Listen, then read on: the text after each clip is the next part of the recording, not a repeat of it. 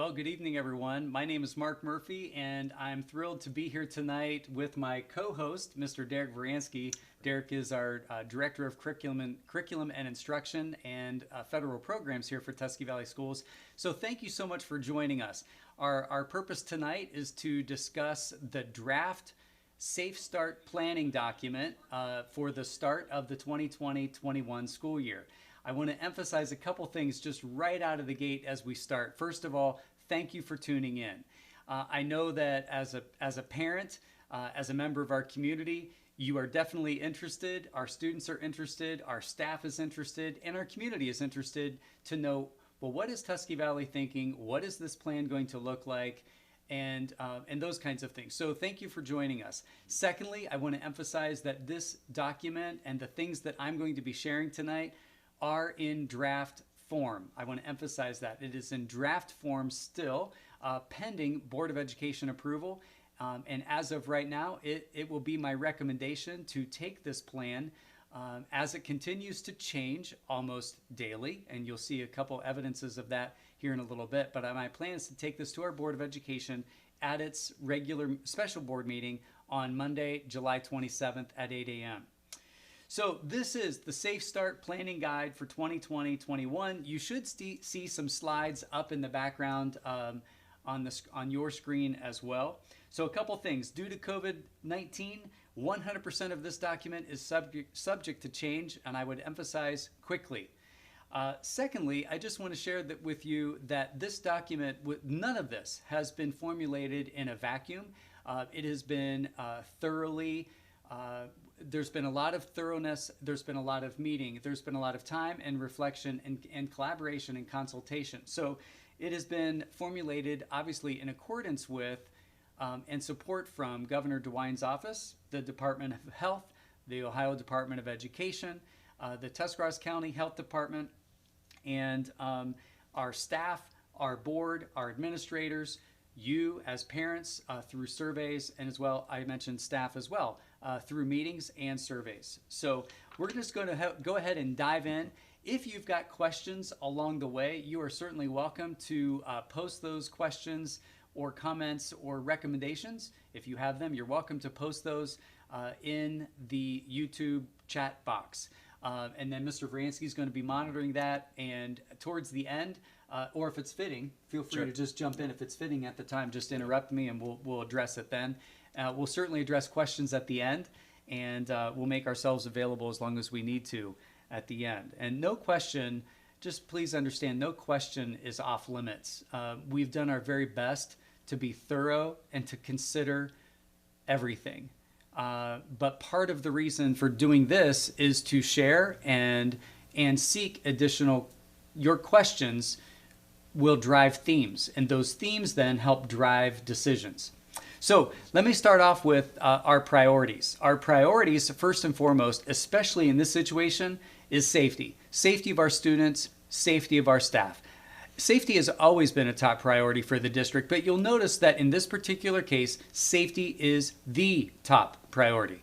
Secondly, any decision that we make, or all of our decisions that we make, especially related to the delivery of instruction, will be based on what is best for students educationally, as well as socially and emotionally.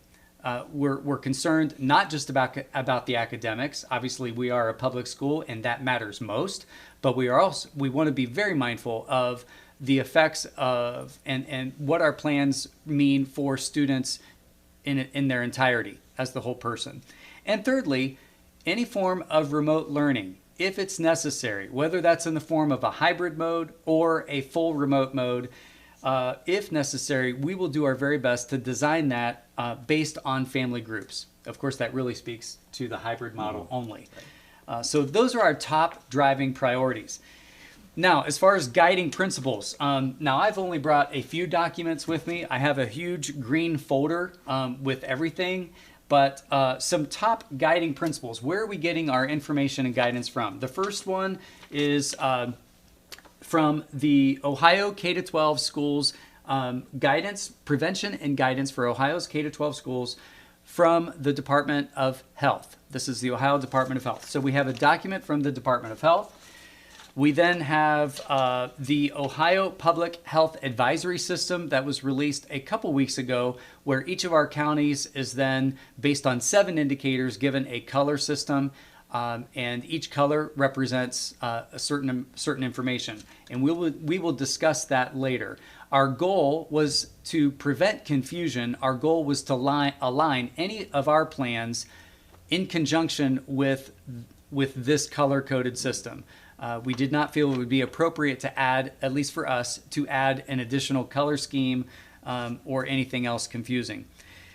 I also have a document, about a 2-page document from our local health department asking for not necessarily approval of our plan, but expectation that our plan needs to include all of these types of things. So most of these, if not all, do echo the Ohio Department of Health guidance, but a bit more specifically from our local health department here in Tuscarawas County.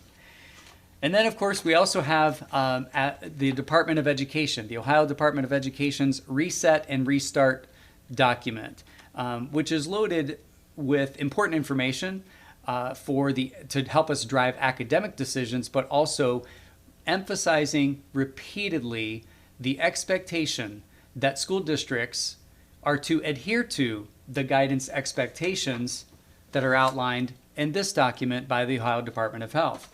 And repeatedly, this document talks about if we're not able to abide by or meet those expectations, then districts should continue 100% remote learning. I will tell you that is not our vision. That's not what we want to see happen. So, but we are relying on this document to guide us as well. In addition to that, our Teachers Association has worked with us, and they shared from their perspective their top 4 concerns, as well as helpful recommendations to help address those top 4 concerns. So additional guidance and consideration for us to keep in mind. In addition to that, I know you can almost start laughing. It's okay, Derek, if you want to laugh. It's a lot to keep track of. In addition to that, we have what's called the Remote Learning Plan. Legislatively, under House Bill 164, all school districts that are going to use, if they're going to use any form of remote learning in the 2020-21 school year, we then are expected to complete a document which consists of 5 important sections where we have to detail and give description about how we're going to address each of those 5 sections. And this must be board approved and submitted to the Department of Education. The deadline has been extended. It was going to be end of July, and now I believe it's August 21st or something like that. So, all right. So those are our guiding principles. Obviously, a lot of guidance. And in addition to that, we surveyed our staff. We surveyed our parents and staff back in late May. And the goal of that particular survey was to really get feedback about, tell us, Tusky Valley, how we did with the remote learning experience for March, April, and May. And that guidance, the feedback from parents and families, as well as our staff members, it was very helpful. And we're going to talk about what we've learned from our parents, as well as our staff. And then just recently, we did another survey, which, of a student population of about 1,350, we had 861 respondents to that particular survey 2 weeks ago, back on July 7th. And I'll share those results with you as well. So let's start with, what have we learned from parents? What have parents said to us, the large overarching themes from the parent surveys? The first one would be, Mr. Murphy, Mr. Varansky, district administration, from parents, can we please have clarity on the learning platforms? So in other words, we are using Seesaw at the elementary level, and Google Classroom, and or is it just those 2? Those are our 2 main ones, yes. Those are the 2 main, but yet, we were also using Zoom, and we were using Google Meet, and some teachers have different preferences. So, but not all parents and families are comfortable or understand what is Seesaw. I mean, it sounds like something you would use for construction, sawhorses, something like that. But what is Seesaw? Clarity of learning platforms. Secondly, Can we please have some reasonable due dates? We've got, it kind of seemed like parents were telling us, it seems like the due dates were all over the place. If I'm a parent and have multiple children in the district, one due date is for, just expectations were kind of all over the place. So can we bring clarity to the platforms and clarity to the due dates? The third big overarching piece was we really want our teachers to be the ones teaching. We understand that that's not possible in every situation, but with the remote learning, loud and clear, we heard from our parents that, Ms. Murphy, we really value our teachers. We want our Tusky Valley teachers to be doing the instruction, not necessarily referring to a YouTube video where another person is teaching, and those kinds of things. We really value our Tusky Valley teachers. And then fourthly from our parents was, can we please have some technology training for us? Would it be possible to do that? Derek Greatler, would you speak to that piece about how we definitely want to provide some training for them? What we realized really quick is that our kids had access to this technology and they had been trained by their classroom teachers, but we had never really provided across the board training for any parents or community members. So moving forward, we took that feedback from that May survey and we're designing our TV Connect series. So that's our TV Connect Inform, Engage, Empower. It's our family engagement event where we list what we want to do throughout the year. And what we're doing is starting off the school year with some trainings, and those will be offered in person, following social distancing protocols, as well as opportunities for parents just to log in through Zoom and join us virtually. But we'll go over the big platforms: how to use Google Classroom, what is Seesaw, how do you log into Seesaw, how to check grades, how to navigate around Progress Book, and any of the other resources that we're using. So we'll be providing that, and that information will be out on our website probably within the next 2 weeks. Great. And I'm excited about that. I think that we want to continue providing those opportunities just on a routine basis for our parents and families to just stay informed, engaged, and empowered. Okay, so let's change a bit. So that's what we've learned from our parents. Now let's talk about what we've heard and what we've learned from our teaching staff. Here's the top theme. The top theme is safety, sanitization, and I would say masks as well. This all kind of goes together. And this is not just, obviously it's not reflecting March, April, and May, but it's really more of reflecting and planning as we move forward. So safety is certainly paramount on the minds of our teachers and staff. It is it's paramount on the minds of our board members, of all of us as on the administrative team, Mr. Varansky as well, all of us. That is our top priority, as I mentioned at the very beginning. The second thing that our teachers have mentioned is, hey, you know what? We really would appreciate clarity of expectations. So in other words, we want to have boundaries with some flexibility. And that's what we really try hard to do all the time, is to have boundaries and expectations with professionalism, good professional judgment, and some flexibilities. But based on assignments, grading, remote learning, can we have clarity of expectations? So really, parents and teachers were asking for the same thing. At least that's our interpretation as we looked at all of that. And then the third major theme that we're hearing from our teachers is, hey, Mr. Murphy, can you please make sure we value time? Time is important for us in terms of planning, collaboration with our departments and grade level teams, just the opportunity for professional development, the opportunity for additional technology training. So those are the things that we have heard loud and clear from our teachers and staff. All right, so now I think I'm going to put my parent hat on. Many of you completed that survey that we pushed out about 2 weeks ago on July 6th and July 7th. Again, 861 respondents. If I were in your shoes, I'd want to know, well, what did parents say? What did the survey show? So the first question, the opening question was, given all available information and current COVID statistics. Again, this was 2 weeks ago. Our family, so this is where I was basically giving every family an opportunity to weigh in and say, hey, based on everything you know, how do you think we should open the school year? How do you think we need to at least begin the school year? So here are the results. I'm going to round up. 57% said, let's reopen normally with all students every single day at full capacity, do our best to implement safety protocols. But keeping in mind, recognizing, here's the clarifier, recognizing that 6-foot distancing cannot be ensured. So 57% said that they want to reopen normally, all students 5 days a week. 28% said, let's reopen with some form of a hybrid, a combination of in-person teaching and learning as well as remote learning. And by doing that, there's better opportunity to ensure the safety protocol, specifically the social distancing aspect of 6 feet in most, and the goal is in all school environments.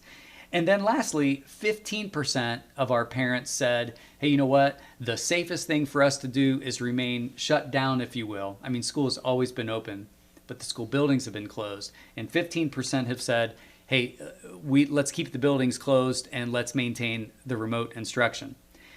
Interestingly, I thought it was very interesting that just last week when we were meeting with our staff and we were holding 4 different informational meetings to just continue to walk our staff through the draft plan and to give them the opportunity to ask questions and help us think of things that we've not thought of. Our staff said 26% said return normal, 58% said a hybrid, and 16% said remote. So interesting to me that the staff survey and the parent survey mirrored each other. Mm-hmm. Now, some people have said to me, and by the way, many people have said many things to me or emailed or commented and posted and all of those kinds of things. And I get the fact that there are lots of personal preferences here.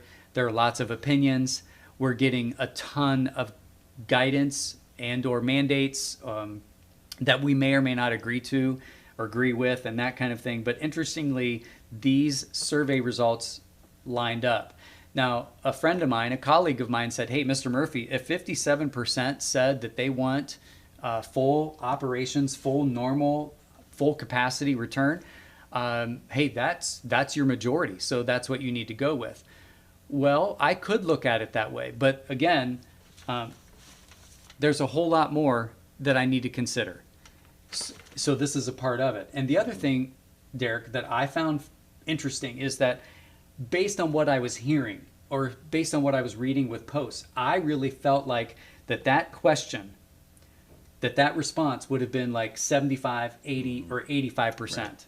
Yeah, I thought so too. And it wasn't. Mm-hmm. So again, yes, it's the majority, but it also is sending me a message. So that's parent survey regarding that question. Now let's go to the next one, and we'll go through the next 3 pretty quickly. The next one was, I agree with the governor's strong recommendation that children grades 3 and above should wear masks. Well, of course, if you're tuned into the governor's directions today, this plan is already outdated. You'll see that there are plans that we've been working on, and already it's outdated just today. So anyways, 61% said, yep. I'm sorry, 61% said, no, I do not agree with the governor's recommendation. And 39% said, absolutely, or at least they said, yes, I agree with the governor's order or the governor's strong recommendation. Today, it is now in order for grades 3 and above or ages 10 and above to be masks, to wear facial coverings at school and or in the public. The third survey question was regarding school buses. Since it's nearly impossible, and it is impossible to practice any kind of distancing on a school bus, quite honestly, I plan to transport my child to and from school. That was split down the center, 50 and 50. And we will talk about transportation here in just a moment. The fourth and final question of the parent survey, and I really think that this speaks volumes to our school district. I think it's a great credit to our teachers, our staff, just the district as a whole. But the question was, we prefer to not have our children return to school, whether that's in person or hybrid or remote, and we prefer 100% online instruction through the district's Trojan Academy. 91% of our parents said No, we want our children to follow whatever schedule, whatever model is determined by the school district, and we want our children to be taught by Tusky Valley teachers. That was 91%. I'm going to round up. 8% said, yep, contact me. I'm not interested in returning my children, whether it's full or hybrid or remote. Contact me about setting up 100% online instruction. And I understand that it will not be taught by Tusky Valley teachers. And then less than 1% said, I plan to withdraw my children for whatever reason. Now, what we will do, we haven't yet, but what we will do is we will contact those families personally to discuss these options with you. And we're going to talk about options here in a minute. Okay, now, the next piece, the next slide that you should see behind me, behind Mr. Varansky and me, is what we're calling our decision framework. So the decision framework is essentially taking every component, every source of information that we have in front of us, including the Department of Education, the Department of Health, the Governor's Office, and the county's color system, the coronavirus alert system. So the decision framework looks like this. You'll see yellow, orange, red, and purple. That aligns. I told you at the beginning that we were going to do our best to align our plan with the county's, with the state's county color system. So obviously we are not in yellow. Right now our county is an orange county, which means there is increased exposure and spread. We are to exercise a high degree of caution. If you look down towards this in the middle bar there, you'll see, well, what model would we be following based on the color system? So again, this is draft form, but we believe this plan best represents our school district and is thorough and focuses on those top priorities of safety, education, and then if we are in any kind of remote plan, that families, we will design schedules based on families. So obviously we are operating in orange right now. So let's say we are going to open school tomorrow. According to our plan right now, then we would open with a hybrid model. What that means is our buildings would open at limited capacity. We would implement additional safety protocols and students would be on alternating schedules. What that means is we would take our entire student population and divide our student population into two groups, Group A and Group B. And again, do our very best to keep siblings together and design these groups based on families. So for instance, do you mind if I use the Varansky children again? All right, so I've used the Murphy children and Varansky children, although they're not school age yet. We'll pretend that they are. So let's say that we are in hybrid mode. Well, the hope then, the goal would be, is that the Murphy children would be attending 2 days in person and 3 days remote. And they would be attending those 2 days in person on the same days together as siblings. Let's say they're Group A. Then the Varansky children, Malachi and McKenna, would be attending Group B. They would be attending 2 different days and remote for the remaining 3. And we'll talk about what that looks like a little bit later too.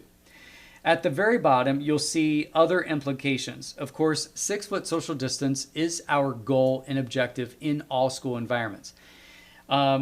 You'll see at the bottom here, hopefully you'll see this on your screen, but right now it says face coverings, and this is for students. Face coverings for students, highly recommended. Well, now that's already outdated. Now it's required. Not because Mark Murphy or Derek Varansky said they need to be, but the governor has ordered that, ages 10 and above, grades 3 and above. Now let's look into the red. Let's say for whatever reason, according to those 7 indicators, our Tuscarawas County is now is a red county. Then that means that the school district will either continue in hybrid mode or based on the unique circumstances and what we're aware of, what we're dealing with, what our staffing issues are, what the cases are like, what the ramifications are like, we will either continue in hybrid mode of 2 days in person and 3 days remote, or unfortunately need to shift completely into remote mode. So that's why there is discretion there. In any of these situations, the school district always has the discretion. We are doing our best to follow the alignment of the county, however. And then, of course, if we do hit purple, then we would of course, be in remote learning. All right. Derek, did I miss anything regarding the color I system? don't think so. Okay. Another big thing that we are required to include in our plan is the safety protocol. So again, here's the top priority. It's the safety of students and staff. So what does that look like? Well, the four requirements that we have, or the four expectations, I should say, that we have in front of us are assess symptoms. So we are going to trust and ask that all of our teachers and staff and all of our students, parents at home, work with their kids and do health checks at home before reporting to work, before reporting to school, before getting on a school bus, before coming in the doors. Do that at home, please. And if someone's sick, we just ask that they stay home. We will assess symptoms at school if there is suspicion of symptoms. If someone is displaying symptoms, if someone comes to us and say, I really don't feel well, I believe I've got a fever, I've lost my sense of taste, I've lost my sense of smell, those kinds of things, then we will do temperature checks and health checks here at school. Anyone obviously showing symptoms of COVID-19 will be immediately separated. I hate to use that word, but it's true. That person or those persons will be immediately separated and quarantined, if you will, here at school in a room to be determined. Our building principals and our district nurse will work on identifying that specific location. All of the safety protocol that is outlined by our health department would be followed. And then anyone testing positive. So someone, people ask me all the time, so, Mark, what happens if someone tests positive? Well, when that happens, then we are going to immediately report it to the health department. We will be notifying if it's a student, obviously, we ask that parents notify us. We ask that students or that staff members notify us immediately if they've tested positive or if they've been a direct contact of someone who has tested positive. And then we will follow the directions of our local health department, either the directions or the guidance from. That's what we will lean to our health department. As far as hand washing, of course, that's the other expectation that we're promoting: frequent hand washing, obviously good hygiene at all levels. K-12, giving opportunities for students to wash their hands and to use hand sanitizer.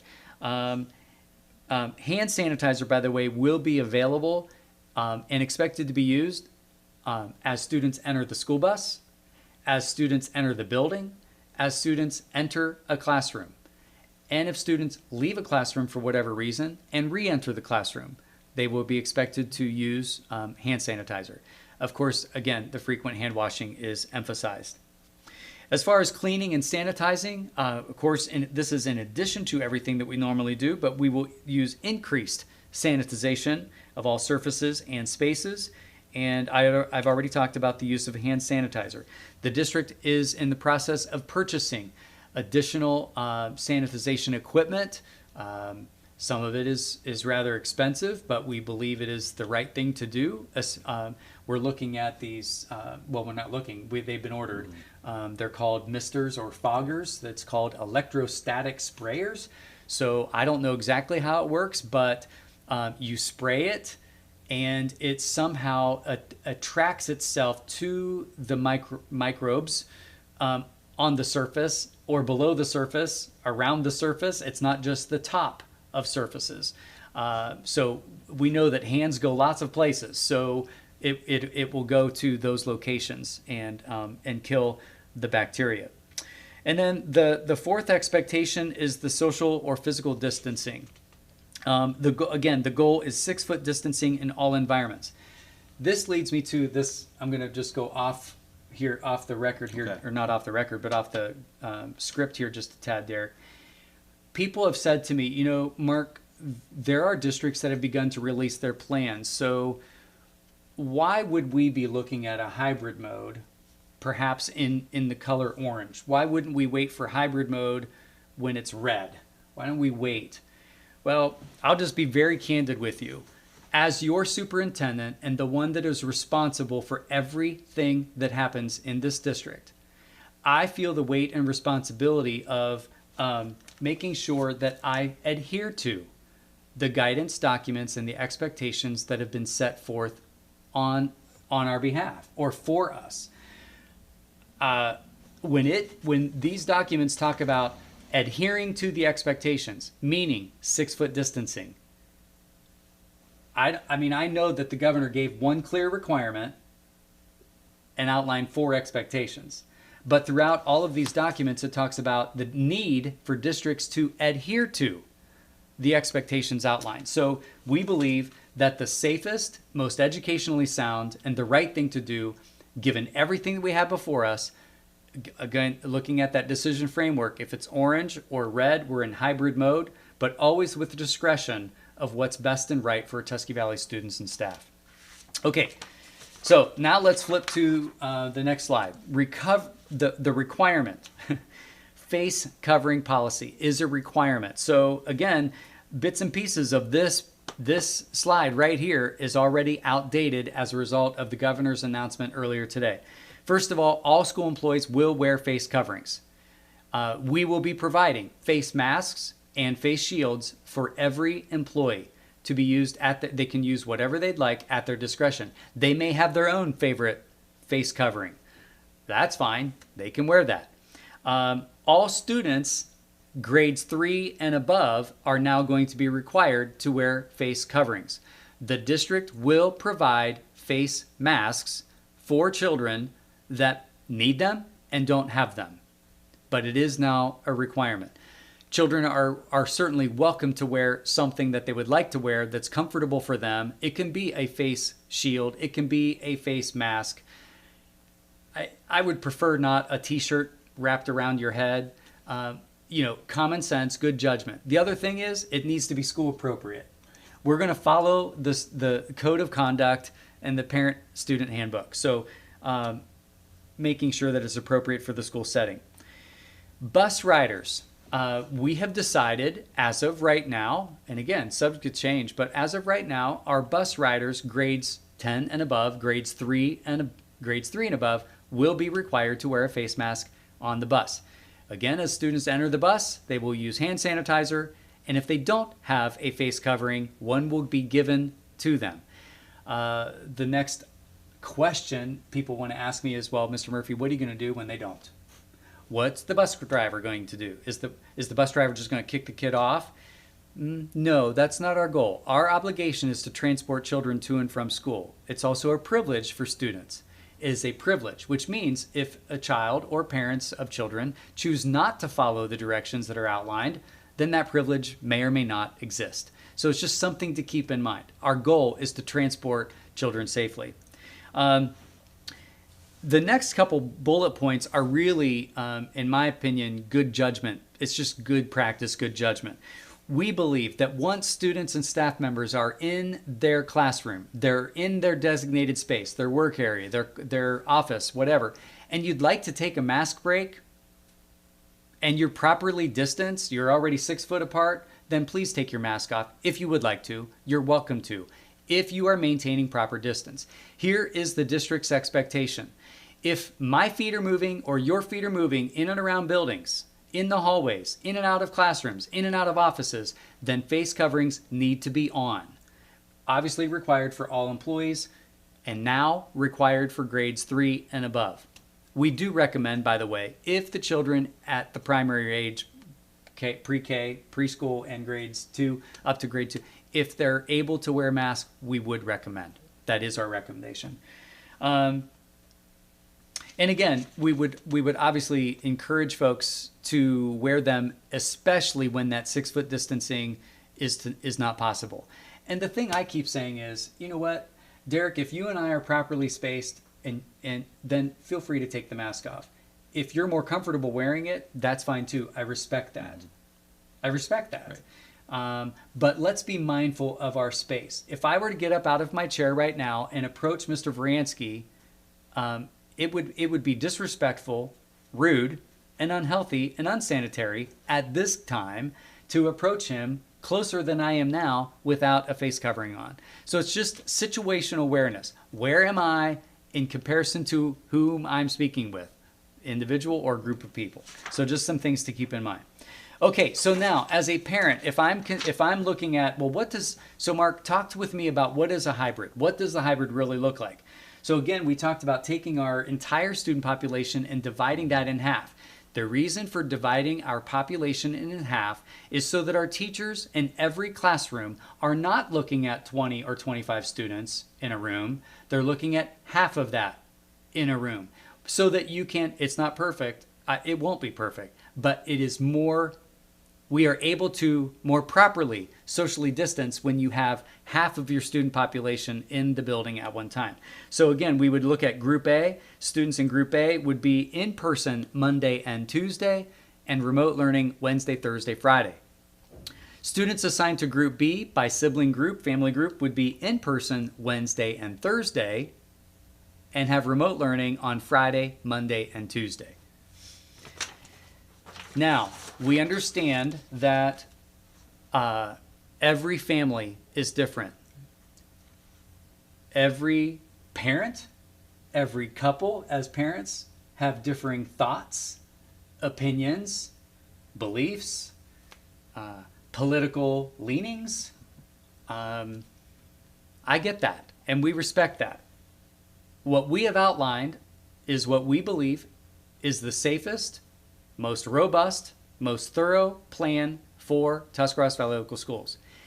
If that is not suitable to you as a mom or as a dad or as a couple, and you believe that you need to pursue something else, you are in the driver's seat, and you have that option. And so I want to share with you some of the options available to our students and families. If there's something here that you just completely disagree with and you can't live with, we would hope that you would choose to follow our plan, because we want our kids with us. We want our students in person as much as possible and for as long as possible. So the other option would be pursuing our Tusky Valley, what we call our Trojan A+ Academy. What that means is it is 100% online. It is not taught by our Tusky Valley teachers. It is an online platform, and it does its job. It is I will be very candid with you. The Trojan Academy and most digital things like that are really intended. They serve well for students that need credit recovery. They want to make up work. They want to take an additional elective at the high school. They want to have some additional credits. Or I fell behind and I really need to get caught up, and I want to have an extra opportunity for that practice. It is monitored. So if Mr. Varansky is a student in the Trojan Academy, his progress, his academic performance is not being monitored by our teachers. It is being monitored by Mr. Jim Linden. Mr. Linden is a retired educator from our school district, licensed educator, and does a phenomenal job. And what he does is he manages the site. He's what we call our site manager, and he will be in touch with the student and or parents based on the work that's being done. We can also adjust things as we need to. Mr. Linden can work on the fly. He's very quick at those kinds of things. But it's really not intended to take the place of in-person instruction by Tusky Valley teachers. Anybody that's wanting to make a commitment to the online academy is making a 9-week or the equivalent of a grading period commitment. That is no ifs and or buts. It is a commitment. If you're wishing to not be with us or follow the district model and you want to do the online platform, it is a grading period or a 9-week commitment.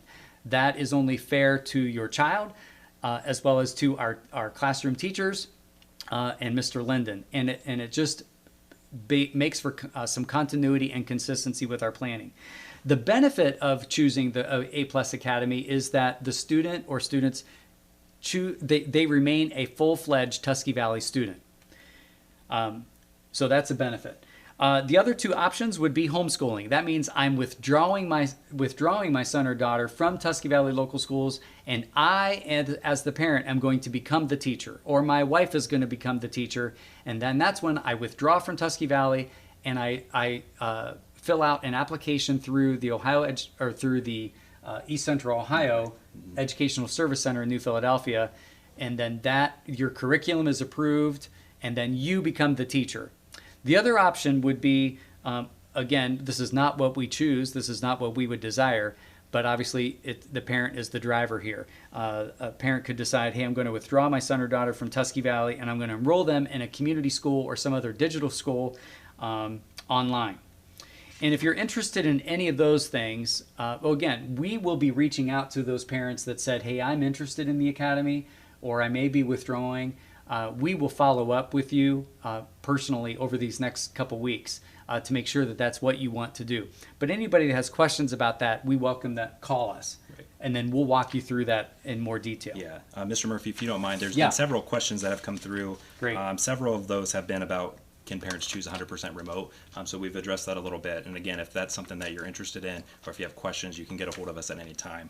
There's a couple other questions as well I thought we would just answer real quick. Yep. One is, if kids are sent home with cold symptoms, are they required to have COVID testing prior to returning to school? And will the school provide rapid tests?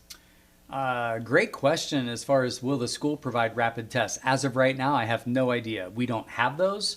The health department has not talked with us about that. I don't know what the cost is for that. But as far as, staff members have asked me the same thing. Well, Mr. Murphy, if I'm not feeling well, how do I go about reporting off? Well, the same as you always do. If you know that your son or daughter is just not feeling well and is having some cold symptoms or flu-like symptoms, then just monitor that. Keep them home. If they're sick, please keep them home. Do not send them if it's an in-person day. If it's a remote day, if we're in hybrid mode, if it's a remote day, hey, great. If they're feeling okay, have them check in, do the work, do what they can. But if they're truly sick, then please don't report to school. If the symptoms continue, then that's where I would ask our parents to use their good parental judgment. Is it time for me to take my son or daughter to the doctor? Am I thinking that this could be COVID? Well, please go get it checked out. Okay. Yeah. And then one other question to follow up there. What should we expect to happen when a student or a staff tests positive? So if a staff member or student tests positive, again, I'll say this again, I mentioned it earlier. If someone tests positive, they need to follow the quarantine procedures that are outlined by our local health department. We are going to be following the directions and the guidance, the outline, if you will, the protocol of our local health department. I've already been in touch with our health department regarding staff situations and student athlete situations. So that's what we would continue to do. If someone tests positive, first of all, I trust that they will tell us. Don't hide that. Tell us so that we can do the work with our health department and each other for proper contact tracing. And we will follow the directions as outlined by our health department. I am not the expert. Now we'll rely on Nurse Crank, but I'm sure she will also be working in concert with. By the way, Nurse Crank and I are the designated liaisons to our health department. Just the two of us. Okay. Good. Yeah, just to clarify, you can do fully remote, and that would be through our A+ Academy. So that is not going to be taught by our Tusky Valley teachers, but it is monitored by our site coordinator. So that is an option. I saw that question pop up again. There's another one. Also, Mr. Tripp, our middle school band director, just commented that if your child is in band, there was a question about that, what that looks like, that check your email that has been sent out. And then one other question before we move on. Will the state of Ohio extend the sick days for kids? That way they're not penalized. I think that that's a great question too. Just over the past few days, we have received, in fact, every day it's new information or evolving information, even from the Department of Education. Just earlier today, I was in between meetings, actually Zoom meetings, and one was with the Ohio Department of Education on the topic of student attendance. And if you're in a remote learning mode, like if you're in a hybrid mode, how do you take attendance? And I'm going to speak to that in just a second, but there's four different there's more flexibility with that. Let me just get to the frequently asked questions, because that is actually one of them. Good. But okay. Yeah. Okay. But feel free, if you feel like I didn't answer that, we'll come back around to it. There's just to clarify again, there was a question about what happens if the county goes yellow. As part of our decision framework right now, yellow would mean that we would go back to school full time. Again, that's always at the discretion of the district, in consultation with the health department and exactly what's happening in the local community. But in our decision framework, if we get to yellow, that would be a good thing. That's where we want to be, so that we can get everybody back full time. There are some other questions that I know that we have answers to those a little later. So if I'm skipping your question at the moment, it's just because we'll circle back to it. Okay. So. That's a great segue, Derek. People, I just want to be real clear about one thing, and that is, so what is it that Mark Murphy wants to do? What does Mark Murphy think we should be doing? What's your preference, Mr. Murphy? I want to be very clear. My preference is to have every single student with us 5 days a week, that every school bus is running every single day, running normal routes, that athletics are going full steam, that band is going full steam, that's obviously what I desire. That is what I desire. That's personally what I want. But I don't have the luxury of doing what Mark Murphy wants. And that frustrates me. Now, people would argue and say, yes, you do. You're the superintendent. No, I don't. I have a ton of documents. I also work for a board of education, and I'm responsible for everyone and for everything. So there's what I would love to see happen. But until we are able, until there is no COVID, or until, I don't know. That's why there's flexibility in this plan, and our goal is to have as much in-person instruction with our with our students on site in our classrooms with our Tusky Valley teachers for as long as possible. The governor keeps saying to us, if we stay on this track, we're headed in a wrong direction. Now, I don't know exactly what that means. People say, well, he's going to shut us down again. I don't know. Does that mean we're going to go purple? I don't know. All I can say is we will follow the guidance of the experts. I will, even though I may not like it, even though I may not agree with it, or I may not understand it completely, I have an obligation to everyone. I also have an obligation out of respect for the authority above me. And I will listen to that guidance. And quite honestly, my Board of Education expects us to. So let's go into what we know will be frequently asked questions for our parents and students, and perhaps for staff as well. So the first one is on student groups. How and when will student groups, if we're in some kind of a hybrid mode, when will student groups be decided? When will I as a parent be informed? And how will I be informed? Well, we are working on that. Our team is working on that as we speak. Actually today and last week, a great deal of time. Look very strategically, intentionally, deliberately, based on student needs, based on we know our kids, based on the family dynamics, based on a lot of different things, based on special education, and other protocol. We will take our student population, divide into two groups, Group A, Group B, and then what we will do is, as parents, you will receive a letter from me that gives information about what group, if we are having to be in a hybrid mode, then what group your student, your son or daughter or children will be in. And we plan on sending that letter to our families by the week of August 3rd. So that's on how our student groupings will be aligned. Let's talk about the opening of school. A great question would be, hey, Mr. Murphy, will school start as scheduled? We know that the district calendar said that school will open for students on Monday, August 24th. Is it still going to be August 24th? Are we delaying that? Are we pushing it back? And we really did consider that. There's been a request, change the board approved calendar. We made a decision early on that we are not changing the calendar. We're going to stick to the calendar, but under a remote learning plan, there is tremendous flexibility. Like there's the flexibility with attendance. So we're going to take advantage of that if and when we need to. But our goal is to open as planned on August 24th. Open as planned, whether that be yellow, full operations, full capacity, all kids every single day, 5 days a week. That would be obviously our desire. Or if we're in hybrid mode, we would begin August 24th. Or if we're in remote learning mode, we would begin on August 24th.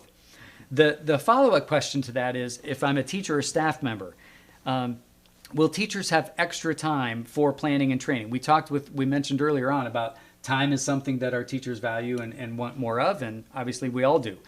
So yes, but we're going to follow the district calendar. So we will definitely open on August 24th, and those first 2 weeks of school will be 4-day weeks. Regardless of what model we're following, they will be 4-day weeks. So for our teachers and staff, Thursday, August 20th is an in-service day. That's a full day of in-service, of opportunities for training, opportunities for meetings, opportunities for PD. And then the follow-up to those will be the next 2 Fridays, August 28th and September 4th. Those Fridays will be dedicated to our teachers for time, collaboration, mandatory trainings, and or optional voluntary trainings based on need. Right. So. Good. Just to clarify, I know there's still questions about what the remote learning looks like, and I probably was not very clear. So under the 4 colors, if it's yellow, that means we would open full capacity as normal with our teachers teaching. 5 days. If it's 5 days a week. If it is orange or red, and we have it in there, orange is going to be hybrid. Red, it could be hybrid or remote. Mostly, we would love to stay hybrid. It would if we would have a breakout within our own local boundary. Then that's when we would choose possibly to go remote. But our goal is, no matter if it's orange or red, to be hybrid. What that means is that our teachers would be teaching 2 days with your children, 2 days in the classroom, 3 days remote. If at that point you would decide that you don't want your children to attend school at all and you want to do 100% remote, then that's when you would enroll in the A+ Academy. That is when it would not be taught by our teachers anymore.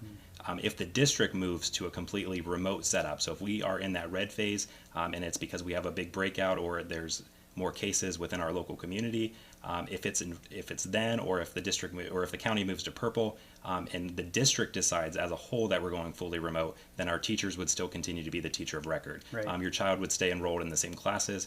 It would look very similar to what last spring was. Right. So your child, unless you are getting a hold of us or you indicated to us already that you want fully remote from the start, you will be with your children will be with our teachers. So hopefully that clarifies a little bit. And if there's still questions, we can go back to that color grid towards the end there. Yeah, absolutely. So. Good. Thank you for Yep. clarifying that. Attendance would be another frequently asked question. How is attendance going to be taken? I mentioned this earlier. If it's a normal, if we're in normal, yellow, or hybrid, then in person. So the Murphy children on their in-person days, attendance would be taken for them on their in-person days. On the remote days, the Murphy children's attendance is going to be monitored through their work. Are they doing the work? Are they following the directions? Are they engaged in the learning? Are they engaged with our teachers? So attendance is monitored both in person and remotely. What if students don't show up in person on their designated days? Or what if they're not completing work? Well, again, attendance will be monitored then through assignments, participation, engagement. To what extent are they doing the work? We know that the state is giving latitude and flexibility, but they're not just saying it's okay for students to not do any work. We are saying it's not okay for students to not do any work. We made that very clear back in March. Right. Back in March and early April we kept what we called our family watch list. So we knew which students or families were having a difficult time, which students or families struggled with internet, which students or families had no internet, which students and families really needed assistance in a variety of forms. Transportation. How are school buses going to work? Will busing work? Yes. Our goal is for our buses to run normally. Our goal will be for our buses to run their routes as normally as possible. Just the main difference would be we're either full in-person normal operations under yellow, or if we're orange or red with a hybrid, that means that the buses are still doing their regular routes. They're just picking up half the capacity, half the students that they normally would. Again, riders grades 3 and above will be required to wear a mask as they board the bus and while they're on the bus. The other thing that I want to share with you, though, in terms of buses, and I really like this, there's some things that we still have to figure out with this, though, Mr. Varansky, but we are investigating how we can eliminate the desire in this in the season that we're in right now, the desire would be to eliminate the shuttles that we currently operate with. So in other words, I'll use ourselves as an example again. So if the Murphy children get on bus 12 in the morning, and then we would normally go into the intermediate school, and the Murphy children would get off bus 12 and get on bus 2, let's say, and bus 2 would take them to the middle school and high school. Well, the goal then, due to COVID, and as an extra safety precaution, what we're desiring to do, and we still have to figure this out, some details, but our desire would be to eliminate the shuttle, and the students would stay directly on the bus to their destination. So, for instance, Murphy's again, bus 12. Bus 12 may stop at intermediate, but at intermediate, that bus 12 would just simply offload grades 2, 3, and 4. Everybody else stays on the bus. Then the bus would take the kids to the middle school and high school complex, drop off grades 5, 8, and 9, 12, and then lastly go to primary school and drop off K1. So the goal would, as an extra safety precaution, just eliminate the shuttles. Now that may mean a little bit more ride time. It may mean some different things at each one of those locations, but I believe it's something we can manage and we can work through. What about Buckeye Career Center students? Are we going to maintain our Buckeye Career Center routes, parochial routes? Yes. We will probably, our goal will be to be in touch with each of our Buckeye Career Center students individually and their families to determine what are your transportation needs. We want to design routes based on needs, not just design routes just because of students that are enrolled. We want to do it so that it's effective. Food services. Will students be able to go to the cafeteria? Will students have recess? Will they be able to eat with their friends? That kind of thing. Yes, our vision, whether it's full normal under yellow or hybrid, orange or red, our goal would be that our students get to dine and eat with their friends, with their classmates in the cafeteria. Now, principals may need to adjust that as necessary. We may be setting up additional tables and chairs in different places to make sure that there is proper distancing and that kind of thing. But the safety protocol, the sanitization, all of that will be in place before and after and in between cafeteria sessions. The next natural question would be, Mr. Murphy, are you going to provide, or is the district going to provide meals if the school buildings are closed? If we're in 100% remote, would the district continue with the, the state calls it the emergency feeding. I really don't like that, but that's what it's called. Would we continue providing meals for the week for students that ages 1 to 18? Yes, our goal would be to provide those meals if we are in shutdown mode or school buildings are closed. What about elementary recess? Kind of goes with cafeteria. Yes, we want our students, again, whether we're in full normal, yellow, or orange-red hybrid, our goal would be for students at the elementary level to be able to enjoy recess with their friends, with their classmates, of course, with additional safety protocols in place and that kind of thing. Equipment will be sanitized between recess sessions. And again, discretion here. Principals may need to adjust that based on the situation and based on needs. What about athletics and extracurriculars? So here we go. Athletics and band. Well, if you are paying attention to guidance from OHSAA, you will also find that that is changing and evolving almost on a day-to-day basis. Just, I believe yesterday, there was information released from the Ohio Music Education Association and the Marching Bands of America. And those adjudicated events have all been canceled. I'm not sure for how long. I don't know if it's for the entire year. I'm getting head nods from Mr. Lewis. Thank you, by the way, for being behind making this possible, Chris. But for the year. What about athletics? Well, we hope that there would be athletics. As of right now, under OHSAA guidance, it says that they're planning to reopen athletics 7 through 12 August 1. But that's with a whole lot of things in place. And the other thing that I read today that was just released today, and you see it on your screen, it says many of the recommendations can only be utilized if mandates from the Ohio Department of Health director's orders are modified. So I don't know exactly what that means, but I've heard a lot, and I've read a lot. And of course, just like everything else, people have a ton of opinions about athletics and band. And how do you do athletics and band if you're in a hybrid mode? Or how do you do athletics and band? Do you only do that if you're full normal and yellow? Or how can you do that? Well, I don't know. I really don't know. I've not found anybody else that has figured that out, quite honestly, or at least with clarity.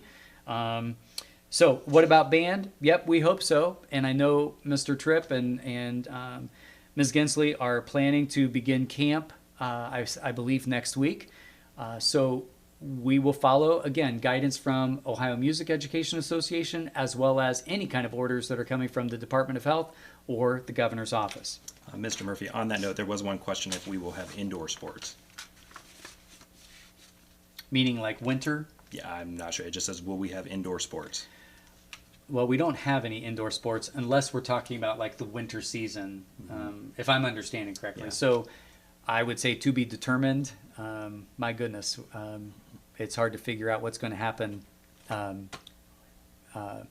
So whether it's like volleyball or winter sports, yeah, I hope so, but I really, Okay. I don't know. To be determined, almost daily.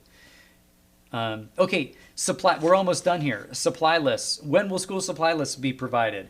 Normally, my goodness, we push out our K-8 supply list in May with report cards and progress book and that kind of thing. We've not done that, and we've not done it intentionally because we wanted to be very careful and only include things that need to be included for students at home or at school. So our principals and our teachers are working on that as we speak, and our goal will be to post those by the week of August 3rd. And again, lists will be simplified to the greatest extent possible just due to the uncertainty. What about lockers? What about drinking fountains? Mr. Murphy, are you going to close down lockers? Are students going to use lockers? Are you going to close down and shut down, tape off the drinking fountains? They're shared spaces. Shared spaces and shared equipment, shared supplies, shared anything is really viewed as taboo right now. So I would say as of right now, that's still to be determined. More than likely, students will not be using lockers.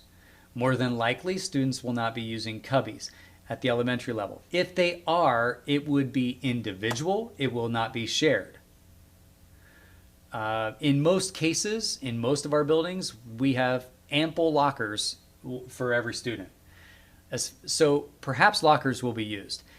If you were to ask me right now, well, are the Varansky kids allowed to carry their backpacks at school, if they're high school, if they're middle school? More than likely right now, yes, probably. Again, to be determined, but I want to use a common sense approach. In most cases, we kind of frown on carrying, on wearing all this heavy clothing and carrying your backpack around when we do provide lockers. But in light of what we're walking through and working through, we want to use common sense and with good judgment, though. I mean, being mindful of safety and other, you don't just lose sight of every other safety protocol that you have in place. Drinking fountains.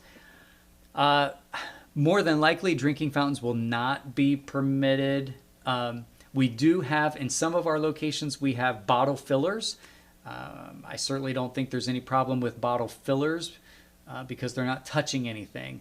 And even for that equipment, it would be sanitized frequently. Drinking fountains themselves, the ones you just push and put your mouth down to or your face down to closely, I don't know if we can keep that sanitized fast enough for that usage. So here's what we are encouraging, and I know that it may make some teachers a little nervous about it, but I really don't care. We need students to have water bottles with them at school. We need our students and staff members to remain fully hydrated, especially if we're operating in normal or hybrid mode in August. Our buildings are not air conditioned. Some spaces of the buildings are. It is imperative that our students and staff be hydrated. So I'm encouraging everyone to bring and continually fill water bottles. And if we need to provide water filling stations, especially at our elementary schools, I certainly don't have a problem with that. Okay, communications. How do I ensure that I'm getting proper information? Well, that is really up to you. As a parent, it is imperative that you have the correct contact information in your, I will emphasize, your child's OneView portal, parent portal. That information is found on our district website. If you've got any questions or if you have any trouble, call us or click on the help desk. That leads me to the next thing. Where do I go if I need help? Any kind of help, go to the help desk. If you're not comfortable calling, go to the help desk. The beauty of that is that help desk is monitored all the time, and it channels, based on the question, it channels to the right people to be able to quickly respond to the person submitting the help desk. What about field trips? Are there going to be field trips? In light of all the confusion, in light of all the uncertainty, and in light of cost and all, no, at this point, there are not going to be field trips. We obviously always encourage virtual field trips, and this is something that we will just continue to evaluate and monitor on an ongoing basis. Visitors, people have asked me already, Mr. Murphy, are you going to allow visitors in the school? Generally speaking, no. Generally speaking, no, unless it's an emergency, and there are emergencies, unless you're called to come pick up your son or daughter. I mean, that's not a visitor. You're a parent and you're coming to pick up your son or daughter. But typically guests to the building, for whatever reason, it could be emergency personnel. It could be the guy that wants to check our fire extinguishers, those kinds of things. That person or those people will be, we will do the health assessment, the temperature check for visitors, but we're not looking for visitors at this particular time. But we will do those health checks for that. Mr. Varansky talked about the parent training. That's the next question. Will you be able to provide us some just help with technology and the learning platforms? Help me to be a better and engaged, not a better, but help me be more engaged as a parent with my children. Help me to understand what is Seesaw. And I mean, I stand over my own son and daughter's work sometimes and watch to see because I don't know all of the ins and outs of the technology as well. But there's so many the technology is really pretty amazing, and it allows us to do a lot of things today. All right, so that concludes what I've got to share. Okay. You take it away with any questions. Well, real quick, the question about indoor sports was volleyball. Will volleyball. Continue? Volleyball specifically, well, of course, our fall sports teams have been conditioning. They've been doing the skills training. They have been able to, I believe, do some internal scrimmaging or playing back and forth. But as far as competition and inter-district scrimmages, that is on hold until August 1. But again, I could be completely wrong, but I just feel like there's going to be every day or soon there will be continuing guidance in terms of athletics. But our hope would be that our students are competing. We want our students to compete. I want to see them on our fields. I want to see them in the gym. I want to be in the stands. But I don't even know if we're going to be allowed to do that. Even if they are allowed to compete, we may not be able to be in the stands to watch it. And then if I'm the one competing, well, how much fun is that? And again, I don't know how that's going to work yet. Okay. Yeah. So I'll go through the other questions. I just want to point out there is a guidance document that we've created. It's in draft form. It's about 35 pages that specifically talks about all of this information. And once it's board approved, it will be shared out through social media and probably email and whatever other contact information we have. So just that you're aware of that we're just not trying to blindside you with a bunch of information now and that's all you're going to get. So once that's approved, then you'll have the entire document for it to review. Absolutely. And our goal in doing this is because it is still draft, it is still changing, and it is still it's pending board approval, we felt it was the right thing to do to begin communicating with our staff previously and with our families now prior to board approval, so that they're aware of what's happening and what's happening behind the scenes. Yeah. Okay. A couple questions I'll just answer real quick. A question: if you choose the 9-week TV Academy commitment, so if we are in person, but you would feel better your children being full-time online, that is a 9-week commitment. And then at the end of the 9 weeks, if you would want to bring them back to the district, you certainly can do that. Right. There's a question if if a student is out sick due to even non-COVID related fevers or coughs, is there any penalties?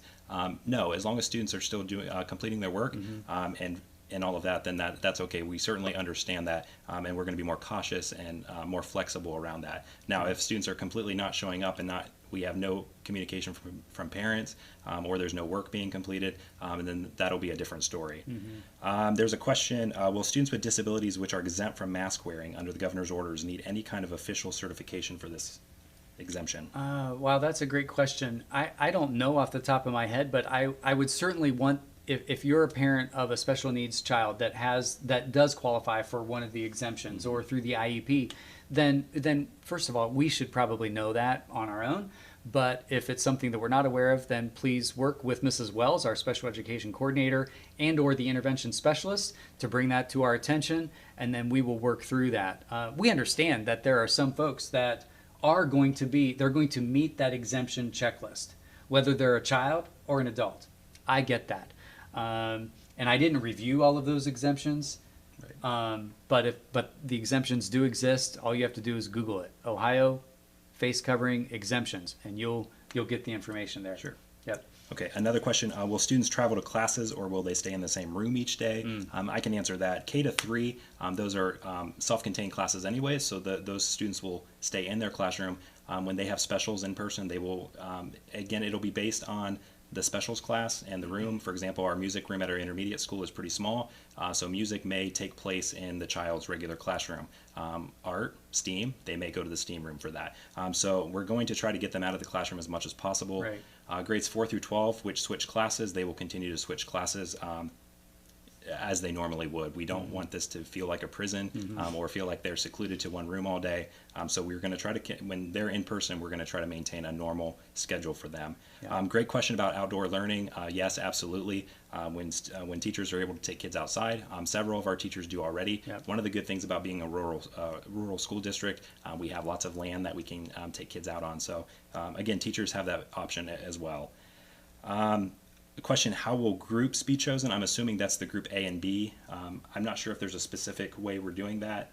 It's really just trying to even it out. So actually, no, our team has worked on that in terms of priorities. What we at first we were thinking we're going to start at the high school level and take our high school students first and look at that because of the uniqueness of the high school schedule, of the course offerings, the advanced placement, and then the college credit plus, and then designing according to that. Well, then our team started going down that route, found that was a bit complicated, and it is complicated, and then kind of switched to the elementary route. But again, there's a lot of factors, and it's the student, it's the student needs, it's the student learning, it's the students that with special needs or students that are on individualized education plans. It's looking at the whole child. And then, but again, trying as best we can to do that by family groups. Good. Just to clarify, the 2 days for groups, students will, if we're in a hybrid approach, Group A would attend school Monday, Tuesday. Group B would attend school Wednesday, Thursday. What that allows us to do is do a deep cleaning of the building on Tuesday. Many people have asked why we were not following like a college schedule where they come Monday, Wednesday. It's really so that we're keeping the same kids here on those 2 consecutive days. And then even though the buildings will be consistently being sanitized and cleaned, a thorough deep cleaning of each building Tuesday night. Fridays, and the way we've scheduled this, and you'll see it all in the plan next week when it's fully released, we will describe the amount of work that's expected each of the remote days. What we are proposing right now in draft form is that students will have 2 days of true remote work where they will have work assigned based on the classes they're in. Friday is what we're proposing is a no new instruction day. Fridays will be our day that we are able to provide tutoring, intervention groups, our title services that we're not able to get in during the week. We will also focus on our social emotional learning on Fridays and post things out for students, but we won't be introducing new academic work on Fridays. Our goal is also to have all work, whether it's in-person or remote work, due on Fridays by Friday afternoon. That way it leaves the weekend free for our students, and they can just take a breath and a break from all of that. One of the things, can I jump in there? Go ahead. The one thing, again, from the parent surveys that we talked about, clarity and expectations of due dates and grades, and those, and teachers were kind of asking for the same thing as well. That's why Mr. Varansky said, in general, the deadline for assignments due will be Friday afternoon at 3 p.m. Friday is a work day. Even if we're in a hybrid mode, Friday is a work day for all students and Friday is a work day for all staff. It will be a remote day for students and staff that may be remote, or they may be home, they may be at school. But the goal on Fridays, as Mr. Varansky said, is the one-on-one reach. It's the outreach. It's the communication with students. It's follow-up. It's me as the teacher working with Derek as the student and saying, Derek, on Friday, I'm connecting with you alone. Or I'm going to connect with you and because I've noticed that I still need to work with you on this, this, and this. Or you've not turned in this, this, and this. And I want to make sure that you're mastering this content, that you're learning and that kind of thing. It will also be an opportunity for our counselors, for outreach, for our teachers to do that one-on-one or small group tutoring. Our social worker to, again, it's all, Friday is a work day, but it's focused on outreach and catching up on the work and making sure that our students are learning what they need to. Yes. Okay. And again, yeah, that plan will hopefully be released after it's approved Monday at the board meeting, and then that'll be available for you to read in its entirety. Question about 8th grade DC trip, if there's been any decision on that or if there will be refunds. Great. Yes, we are working on that as we speak. Probably within the next week, parents will receive a letter from me along with a refund check. For our students in 8th grade last year that are now incoming freshmen, obviously those students did not have that opportunity. Since then, the touring company that we have worked with has closed. Based on what I know, no touring company is providing these opportunities. They're not scheduling them. So we will be issuing refunds for those families. Okay, good. If the county color changes, how quick will we be to change our instruction model? Okay, great. And that is outlined in the big document. But our thought process right now is, if I understand correctly, typically the governor has been reviewing that information and on Wednesdays and then announcing and providing an updated color system on Thursdays. As of now, our plan would be to shift pretty quickly on the following Monday. So again, keep in mind if we're in a hybrid mode, then that Friday is a remote day anyways. And then the following Monday, if it were to change, then we would do our best to make that adjustment by the following Monday. If we believe that that's not possible or it's just stupid to do, then we won't. Yep. That's how I feel about it. Okay. If it doesn't make sense, I mean, it can be a goal, but if it's not good for kids and if it's not good for staff or parents and they need more time to make some adjustments, then we'll make some time. I think we'll sense that. Sure. Yeah. Sure. Okay. A question. What makes us different than the other schools around us who are rural or maybe suburban that are deciding to return to school every day? Yeah. That's an excellent question. As I mentioned a few weeks ago in a video message that I shared, as well as subsequent email messages to our parents and families, I know districts are going to be releasing their plans, and it may differ from ours, and I get that. I will reiterate, for me, for our Board of Education, for this district, where it says repeatedly that I need to follow and adhere to the guidance outlined by the Ohio Department of Health. When I have our local health department, and I haven't, by the way, today's Wednesday, tomorrow's Thursday, I have another meeting with our local superintendents and our health department commissioner tomorrow. So again, some of this may change again. So, but for me and for our district, we believe it is responsible and safe to follow and adhere to the expectations. For us at Tusky Valley, I can't ensure 6-foot social distancing with 20 or 25 students in a classroom. I just can't. There's not enough space. Maybe other districts can. I don't feel like that's the right approach for us. If I can't do it, if we can't do it, if our team, I don't want to set us up for failure. I also don't want to set us up for I don't want to do something that's going to cause COVID to surge more rampantly than what it already is, for us to be shut down. I'd rather practice the social distancing as we're expected to, adhere to the distancing, and the best way I can think of to do that is to limit the capacity of kids in our buildings at one time, on our buses at one time, in our cafeteria at one time. Right. But the goal obviously is to be in person every day with all kids. That's our vision. But would there have been a certain percentage of parents responding fully back in session that would have swayed our decision to open differently? Oh, I think that, I think that, again, I kind of mentioned at the very beginning, it surprised me that for both staff and for parents, that was not a higher percentage. It was 57 for the parents and 56 or 58, I'm sorry, for staff. I really thought that it was going to be upper 70s, 80s. Based on what you hear people talking about. It is people's desire to have all kids return normally. I think, unless people just really believe that it is not safe at all. I don't want my child anywhere around other people. Right. You have extremes. And I understand completely that anything I'm doing, anything that we do as a school district is not going to meet everyone's satisfaction. It's not going to meet I am under great scrutiny. The district is under great scrutiny. Other districts that are, maybe 4 days in and 1 day remote, or we're all going in and it's full capacity. There's going to be some people that are going to applaud that, and there are going to be other people that are saying, I'm going to withdraw them, or I'm choosing the 100% remote, or I'm choosing the online, which then drives numbers down. Sure. So there's different ways of doing it. We believe that what we are proposing and recommending is best for all kids. That's what we do.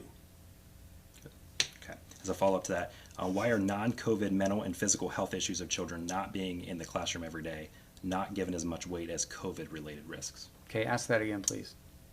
Why are the non-COVID mental and physical health issues of children not being in the classroom every day not given as much weight as COVID-related risks? They are given as much. I mean, I appreciate the question, but to say that I'm not considering the social-emotional is ridiculous. Okay, good. Question of where does the COVID put the plans for our new school being built, since a lot of gas oil companies are struggling, knowing that that's the funding for the river pipeline? We remain on track. I know that this is a great question, shifting to the facilities piece, but we remain on track with our facilities planning. I understand that the pipelines have appealed, and then that's in court, and the first ruling has been that the valuations have been upheld. So now I believe that the pipelines have 60 days to take it to the next level of appeals process.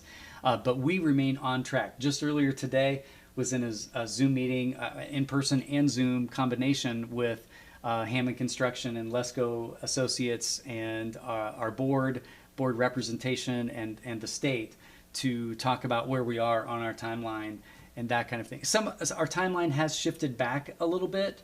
Not just related to COVID, but due to a lot of circumstances. Some of it related to COVID, though. I mean, the state OFCC was not functioning. Things were just kind of paused for a while. But I think we're back on track, and I feel we're on track. We're on track. Yeah. Good. I think there's two more questions I see there. One is if masks are now required and they're as effective as the governor claims, why is the spacing that the hybrid model provides necessary? I'll just answer again. According to what he released in the news conference today, as well as all of the documentation coming to us, it's saying masks as well as 6 foot distancing. So as far as all of what's being pushed down to us, we're still expected to abide to both of those. And then, if I just missed it, it scrolled. There's a question about kindergarten. What that will look like. Can parents still bring in their kids on the first day of school? Yeah. And I'm gonna defer to Mrs. Clements on this. Normally, our kindergarten students have some transition and some orientation and some assessments. So I'm gonna defer. And Mrs. Clements is not here right now, obviously, but normally, and I know Mrs. Clements will be in touch with our kindergarten families to let them know specifically, unless you're aware of something right now. Not yet. Okay. Yeah. Yeah. And there was just a couple questions, I think, if we can end on that, Yep. About the graphs, again, looking at the parent feedback versus the staff survey. So I don't know if Mr. Lewis, you can bring that up. I think there was I think you just mentioned something differently. Oh, did I? So Okay. I think you had said that the staff was matching what the parents said. So the parents are saying 57% return is normal, where the 58 is hybrid. So I think you read that differently. But I'm sorry. Yes, you're exactly right. What I've captioned here is accurate. On the parent survey side, 57% said yes, I want to return normally, full capacity, and on the staff side, 26% said to return normally on full capacity, 58% hybrid, and remote 16. Yeah. So thank you for catching that. Whoever caught that, thank you. Good. And I would say we'll end on this one because then it's almost 8 o'clock. And again, all of the guidance will come out next week in that full document for you to read. Last question, will face shields rather than masks be encouraged by teachers, especially in the elementary grades? The concern is around children with communication issues and those learning to read. Yeah. Again, I want will it be encouraged? Yes. It's the teacher's discretion. Yeah. We're going to provide both for face cover. We're going to provide both a mask and a shield, and they can use at their discretion. Mm-hmm. They know when they may want to wear both. They know when, hey, I'm more comfortable with just a mask, or I'm more comfortable with a face shield because I want my students to see everything. I want them to see my full face. Sure. So that's completely really up to the teachers. Right. And just a shout out to our teachers. I already know of several our title staff, as well as some of our grade level teachers are already recording videos now, especially of our phonemic awareness lessons, of our phonics lessons, so that they are able to do that privately, to show the mouth movement, what the sounds make, and they're having those as a backup just in case when they're wearing a shield, if students can't really see it, then we can put it on a device, we can put it up on a smart board where it's enlarged for everybody to see. So they are already, we didn't ask them to do that, but they've shared that many of them are already prepping and preparing those things. So great. So, okay. Well, Derek, I want to thank you for your time tonight. Sure. Mr. Lewis, who is behind the cameras and helping make this happen and publicizing it. Many thanks to Mr. Lewis, who has spent a lot of time helping us get set up. To our parents and families, thank you. Thank you. And again, I'll reiterate, I know that this is not for everybody. It's not what I want. But we do believe that what we're proposing and what we're recommending is the safest, most thorough model and plan and decision framework that we can provide. Obviously, we want our kids in person. Yet, in order for us to have our kids with us in person, hopefully for a longer duration of time, that's why the hybrid model is listed there for both orange and red. That's our goal. But thank you. And to our staff, to our teachers and staff, thank you for your commitment and for your involvement, your expertise, and for really, as always, stepping up to the plate to just make a huge impact on students' lives educationally and, yes, socially and emotionally. And to our team. I mean, I'm so grateful to be able to work here with a remarkable group of people. So we're going to check out tonight. We're going to call it a night. Thank you so much for tuning in. If you want round 2, it's tomorrow at Thursday, July 23rd at 7:30. What we've tried to do is offer 2 of these virtual coffee chats at 2 different dates, 2 different times, to hopefully best accommodate our parents and staff that may want to tune in. Absolutely. So thank you all so much. Thank you. Have a great night. Yep. Go Trojans.